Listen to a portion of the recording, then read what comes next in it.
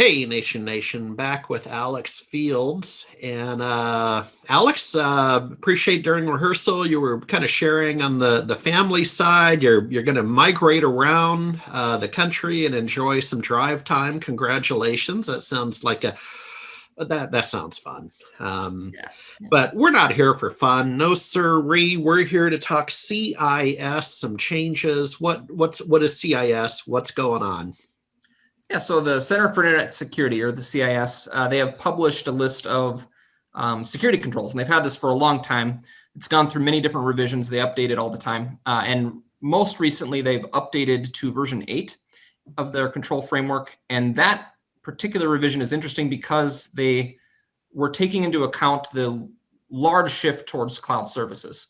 And so that was one of the big, you know, one of the big structural changes that took place was that they had to reorganize some of the controls. They actually added a new control that's specifically about managing service providers in the cloud.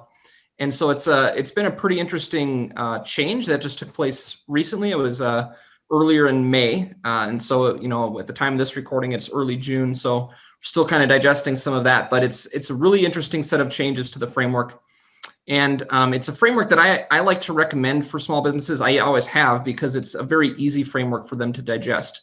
A lot of small businesses, as you know, they just don't have the same resources that like an enterprise does. Correct. And when enterprises are looking at cybersecurity, they're usually trying to implement something like the NIST cybersecurity framework.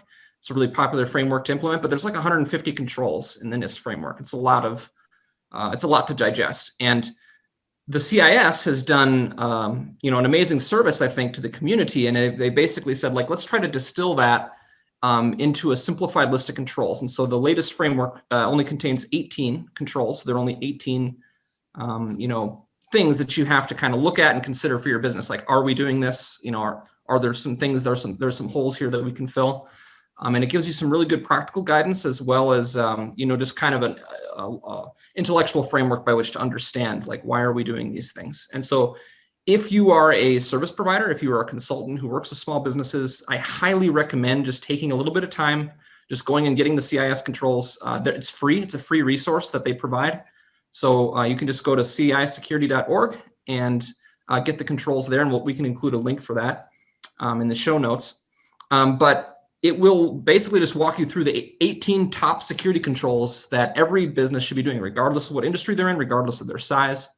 And so if you're not held to specific compliance requirements or you don't know where else to start, this is a really good place to start.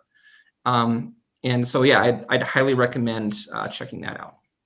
Well, no, I appreciate it. You always daze and amaze me, man. My job is to keep up with you. Okay. Sure. And make sure I can ask relevant questions. With that said, shout out to your community site. What's the URL where people can get to know you a little better? itpromentor.com. Yep. All right. itpromentor.com. Thank you, ma'am.